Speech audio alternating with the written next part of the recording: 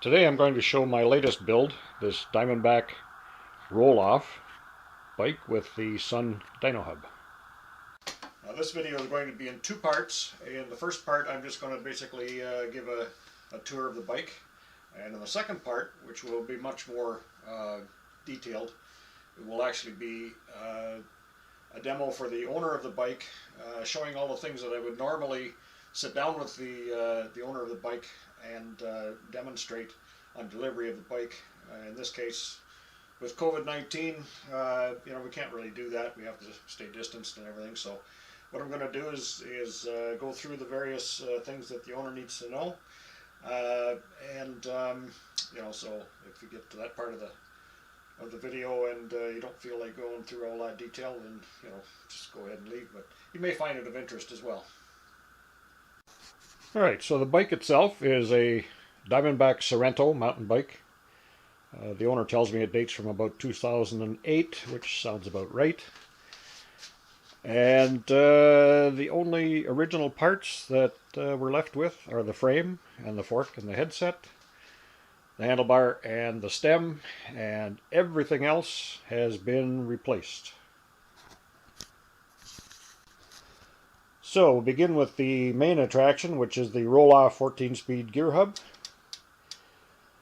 And that is driven by a race face cinch crankset with a race face external bearing bottom bracket.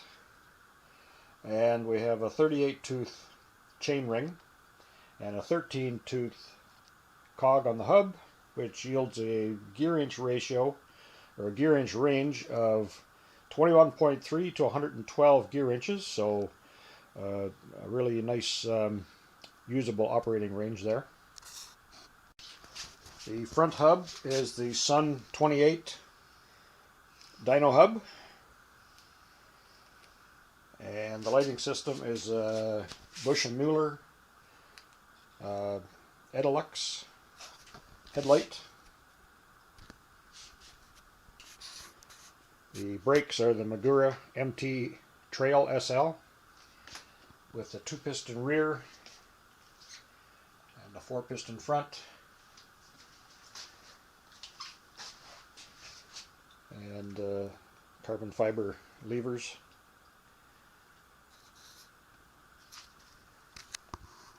The lighting system has a handlebar control where we can switch it on, and the battery has, or the headlight has a battery in it for stand light feature. So when you switch it on, as long as the battery has some juice in it, it will switch on. And it has a high and low beam. And another feature is it has a USB charging port that connects to this feature here, or this plug here. I'm going to go into more detail on that in the second part of the video. Tail light is a Herman's H-Track. I use this light on a couple of my bikes, and it works very well.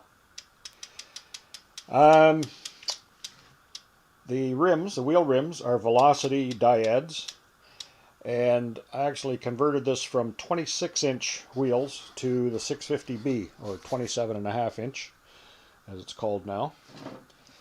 And with the 650B wheels with the 40mm tire,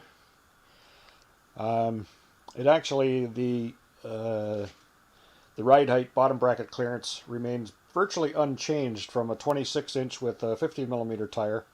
It's very close. It's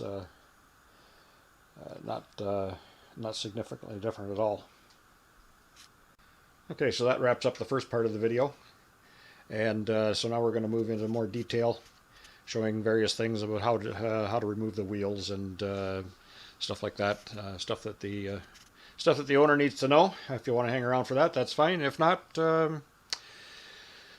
I'll catch you on the next video. So the first item that I'm going to demo is removal of the front wheel. First thing we need to do is to disconnect the electrical connections.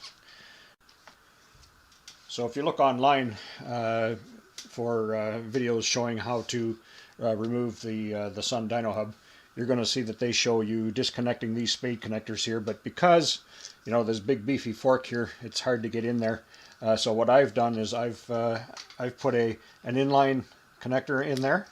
So the first thing you need to do is disconnect that. And rather than a quick release skewer, this has a skewer with a 5mm hex head in it. So we take our hex wrench and loosen it. And we have to loosen it enough so that the nuts on both sides clear the lips on the fork.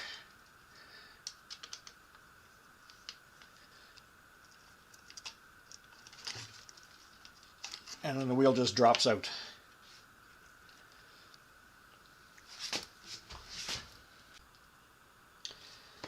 Now, if you're going to be, loading the bike in the car, or if the front wheel is going to be out for any length of time, you need to take these spacers and install them.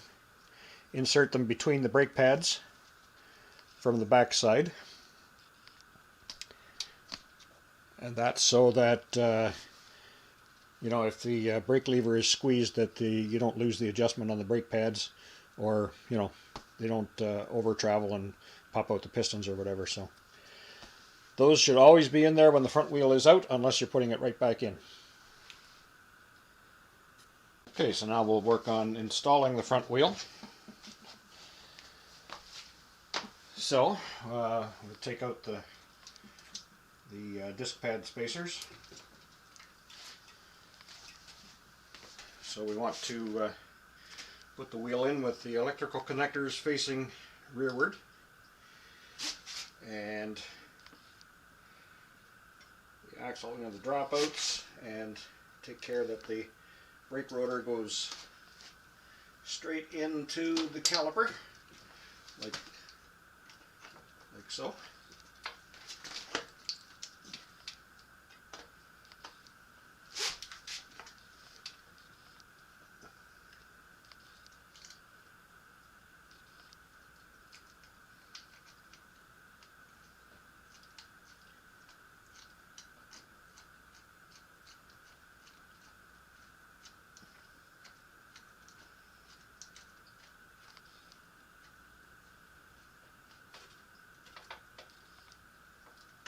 And you want to make sure that the electrical connectors stay facing rearward while you tighten the axle in there. But now, before we tighten the wheel in there, we should we need to have the bike resting on the ground.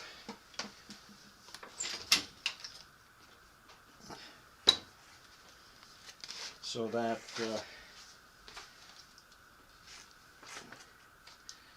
we make sure that the axle is squarely in the dropouts.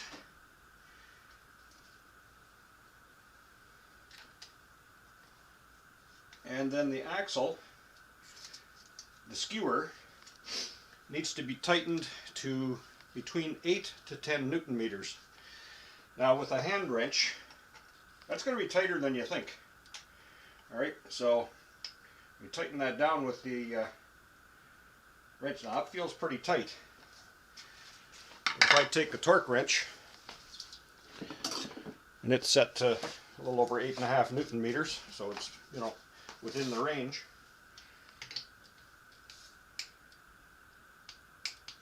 Okay, so we had it about right. And then just lift the front wheel, make sure it spins freely,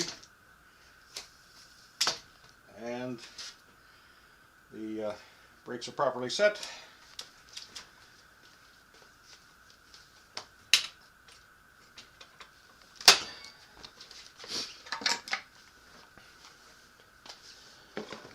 And now we need to reconnect our electrical.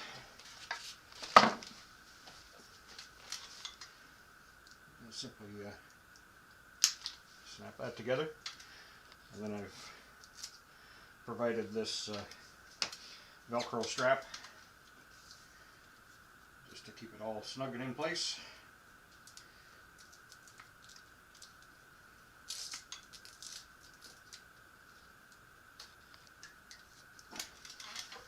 And there we go. Front wheel's installed. Okay, the next step we're going to cover is removal of the rear wheel. Now, the first step in removing the wheel is to remove the shift box. So to do that, first thing we'll do is we'll go to the shifter and select 14th gear. The reason we do that is so that when we replace the shift box, that it goes back in the same place. Then we simply unscrew the thumb wheel until that's fully loosened off, and then that just pulls off of the shift assembly. Alright, the next step after removing the shift box is just to make getting it out of the dropouts easier, because we've got the tensioner here and everything, and we've got no nothing in the way at the front here. We can actually take the chain right off the chain ring just by pulling the tensioner forward, pull the chain off, and swivel the tensioner all the way back. And it's just a matter of opening the quick release and lift the bike off the wheel. And once the rear wheel is removed, same goes for this brake as the front. We put the spacer in between the pads all the way till it clicks. We only need one on the back because it's just a 2-piston. And that's it, the wheel's removed.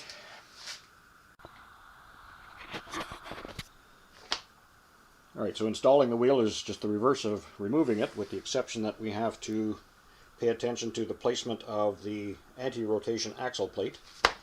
That's this plate here with the notch. That plate braces the axle against rotation, and it engages the there's a milled out notch in the brake mounting adapter, and so that notch actually goes up in that the axle plate notch engages that milled out notch behind there and goes around the bolt, and that's what braces the axle against rotation. We'll place the rear wheel in.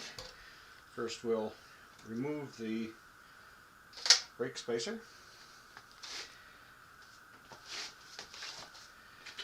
And it's easier to take it off the kickstand.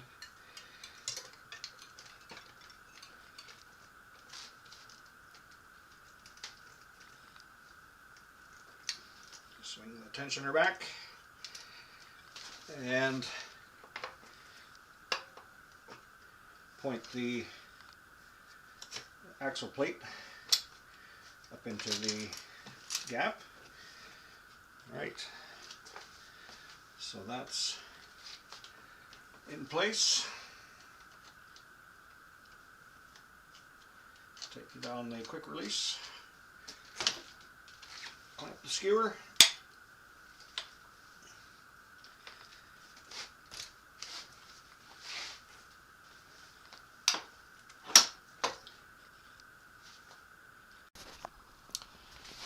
and then just double check that you've got the axle plate engaged to the bolt and that it's in the correct position.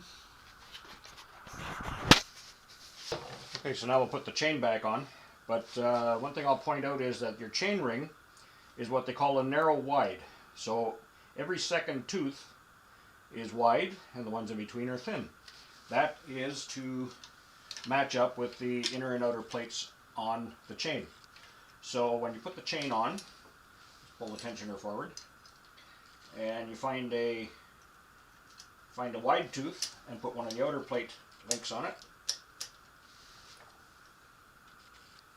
And just check to make sure that the wide teeth are engaging the outer links and the narrow teeth are engaging the inner links. Okay, the last step is to reinstall the shift box. So there's 2 alignment dowels there that go into those holes. And so just check to make sure that your shifter is set to 14th gear. And align those pins with the alignment dowels. And if it doesn't want to fit on quickly, just wiggle the shifter a little bit, and it'll snap right on there. And then just tighten the thumb wheel.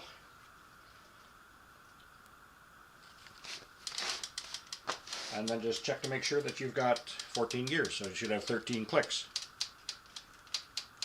7, 8, 9, 10, 11, 12, 13. Okay, and that's first gear. All right.